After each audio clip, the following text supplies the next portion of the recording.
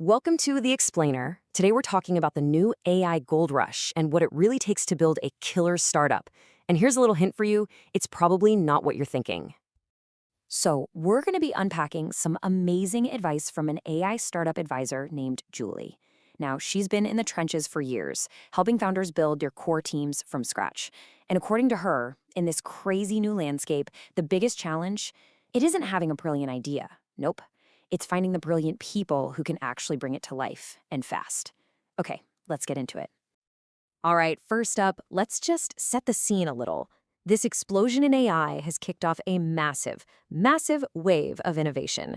It really feels like a new frontier, and the startup scene is more alive and buzzing than it's been for a long, long time. And this slide really gets to the heart of it. AI is a total force multiplier. I mean, these new tools are radically expanding what one single person or a tiny team can pull off.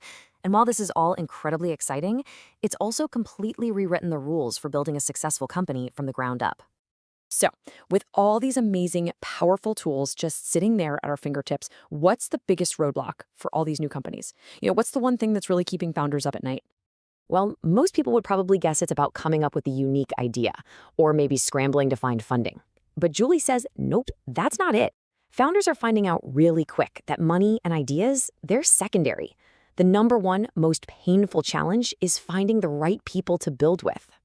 And this right here shows you why it's so incredibly tough. You're not just looking for a talented coder. You're looking for a very specific kind of person. It's like you're fighting a war on two fronts. On one side, you're competing with the insane salaries and perks of big tech. But on the other, you need this very specific mindset, this entrepreneurial fire and a deep sense of ownership that you just don't learn in a big corporate job. And finding that combination, yeah, it's exceptionally rare. So, if these people are basically unicorns, where on earth do you even start looking for them? Well, this is Julie's big insight. They aren't in the usual places. She actually warns founders that a super polished resume from a big-name company, it can be a red flag.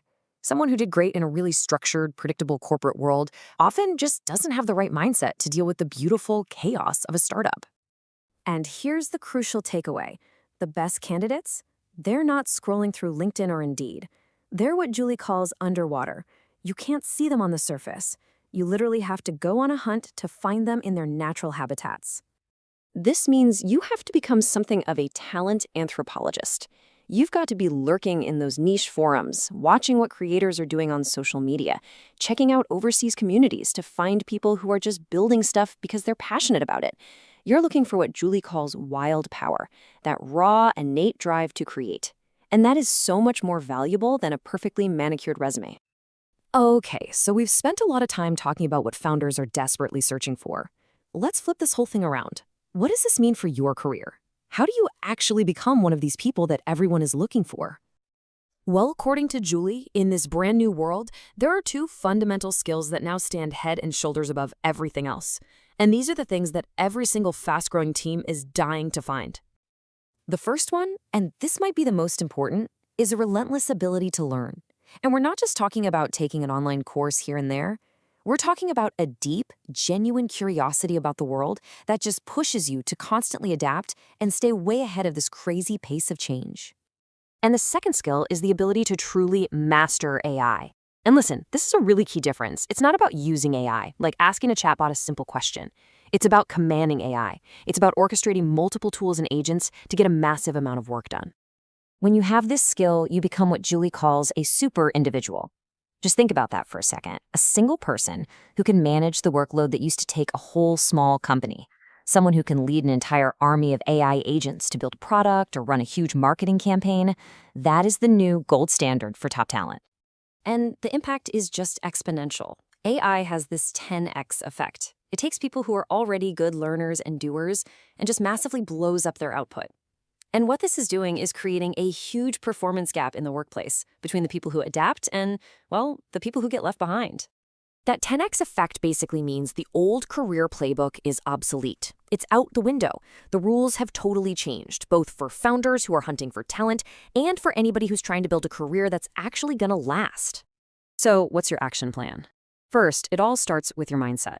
You have to be really honest with yourself. Are you driven by staying comfortable, or are you driven by a real curiosity to figure things out, even when it gets tough?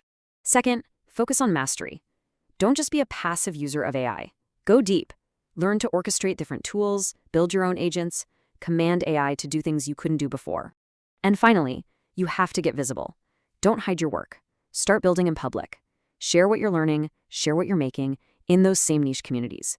Because that's how you stop being underwater and become the talent that everyone is hunting for. And that really brings us to our final thought. In a world where specific skills have a shorter and shorter shelf life, a polished resume just means less and less every single day. The real question you got to ask yourself is, what are you truly investing in? Is it your resume or is it your curiosity? Because in the age of AI, only one of those is a true long-term asset.